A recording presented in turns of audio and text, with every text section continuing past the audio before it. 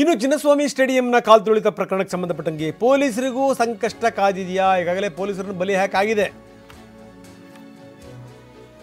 ಅವ್ರ ಮೇಲೂ ಕೂಡ ತನಿಖೆ ಮಾಡ್ತಾರಾ? ಇಲಾಖಾ ತನಿಖೆಗೆ ಸಚಿವ ಸಂಪುಟ ಒಪ್ಪಿಗೆ ಕೊಡುವಂತ ಸಾಧ್ಯತೆ ಇದೆ. ಯಾಕಂದ್ರೆ ಮೈಕಲ್ ಡಿ ಕುನ್ಹಾ ಏನು ವರದಿ ಕೊಟ್ಟಿದ್ರು, ಆ ವರದಿನಲ್ಲಿ ಪೊಲೀಸ್ ಲೋಪದ ಬಗ್ಗೆನೂ ಕೂಡ ಸ್ಪಷ್ಟವಾಗಿ ಉಲ್ಲೇಖಿಸಲಾಗಿದೆ. ಹೀಗಾಗಿ ಪೊಲೀಸರ ವಿರುದ್ಧ ತನಿಖೆ ಆದರೂ ಕೂಡ ಅಚ್ಚರಿ ಇಲ್ಲ. ಪೊಲೀಸರ ವಿರುದ್ಧ ಪೊಲೀಸರ ತನಿಖೆ ಹೆಂಗಿದೆ ನೋಡಿ. ಇಲಾಖಾ ತನಿಖೆಗೆ ಸಚಿವ ಸಂಪುಟ ಒಪ್ಪಿಗೆ ಕೊಟ್ಟು ಅಂದರೆ ಅವರ ವಿರುದ್ಧನೂ ಕೂಡ ತನಿಖೆ ಶುರು ಆಗುತ್ತೆ. ಮೈಕಲ್ ಡಿ ಕುನ್ಹಾ ಏನು ವರದಿ ಕೊಟ್ಟಿದ್ದಾರೆ, ಆ ವರದಿನಲ್ಲಿ ಇವರ ಲೋಪದ ಬಗ್ಗೆ ಸ್ಪಷ್ಟವಾಗಿ ಉಲ್ಲೇಖಿಸಲಾಗಿದೆ. ಹೆಚ್ಚಿನ ತನಿಖೆ ಆಗಬೇಕು ಅಂತ ಕೂಡ ಈ ಆಯೋಗ ಶಿಫಾರಸನ್ನು ಮಾಡಿದೆ.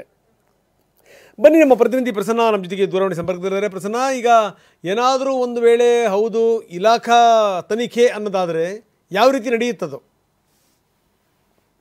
ಇದೀಗ RCB ಕಾಲ್ತುಳಿತ ಪ್ರಕರಣಕ್ಕೆ ಸಂಬಂಧಪಟ್ಟ ಹಾಗೆ ಒಂದು ನ್ಯಾಯಮೂರ್ತಿಯವರ ಅವರ ಆಯೋಗ ವರದಿಯನ್ನ ಕೊಟ್ಟಿದೆ. ಆ ವರದಿಯಲ್ಲಿ ಇರುವಂತಹ ಅಂಶಗಳನ್ನ ಕ್ಯಾಬಿನೆಟ್ ಮೀಟಿಂಗ್ ಪ್ರಾರಂಭ ಆಗಿದೆ.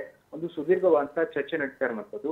ಇದಕ್ಕೆ ಸಂಬಂಧಪಟ್ಟ ಹಾಗೆ ಒಂದು ಕಾನೂನು ತನಿಖೆಗೆ ನಡೆಸಬೇಕು ಅನ್ನೋ ಬಗ್ಗೆ ಒಂದು ಶಿಫಾರಸನ್ನು ಕೂಡ ಮಾಡಲಾಗಿದೆ.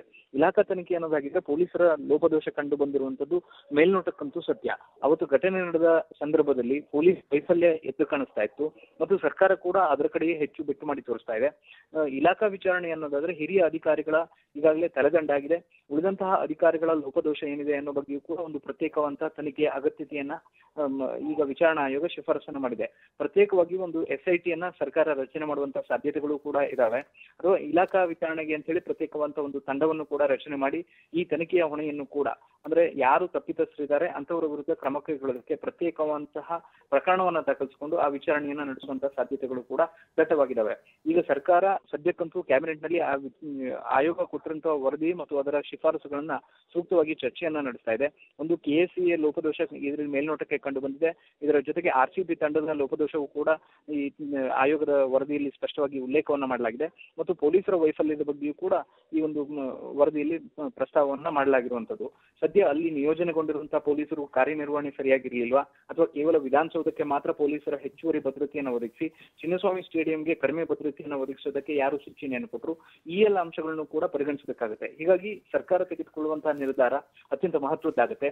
ಈಗಾಗಲೇ ಪೊಲೀಸರ ವಿಚಾರದಲ್ಲಿ ಸರ್ಕಾರ ತೆಗೆದುಕೊಂಡಿರುವಂತಹ ನಿರ್ಧಾರ ರಾಜಕೀಯವಾಗಿಯೂ ಕೂಡ ಸಾಕಷ್ಟು ಟೀಕೆ ಟಿಪ್ಪಣಿಗಳಿಗೆ ಗುರಿಯಾಗಿತ್ತು. ಅಂದ್ರೆ ಅಮಾನತು ಮಾಡುವ ಹಂತಕ್ಕೆ ಸರ್ಕಾರ ಹೋಗಿದ್ದು ಸರಿಯಲ್ಲ ಅನ್ನುವಂತಹ ನಿಟ್ಟಿನಲ್ಲಿ ಸಾಕಷ್ಟು ಜನ ವಿಶ್ಲೇಷಣೆಯನ್ನ ಮಾಡಿದ್ರು. ಆದ್ರೆ ಈಗ ವಿಚಾರಣಾ ಹಂತಕ್ಕೆ ಬಂದಿರುವಂತಹ ಈ ಪ್ರಕರಣದಲ್ಲಿ ಈಗ ಇಲಾಖಾ ವಿಚಾರಣೆಯನ್ನು ಸರ್ಕಾರ ಮಾಡಿದ್ದೆ ಆದ್ರೆ ಮತ್ತಷ್ಟು ಪೊಲೀಸರ ತಲೆದಂಡ ಆಗುವಂತಹ ಸಾಧ್ಯತೆ ದಟ್ಟವಾಗಿ ಕಂಡು ಬರ್ತಾ ಇದೆ. ರಂಗನಾಥ್, ಓಕೆ, ಧನ್ಯವಾದ ತಮ್ಮೆಲ್ಲ ಮಾಹಿತಿಗೆ.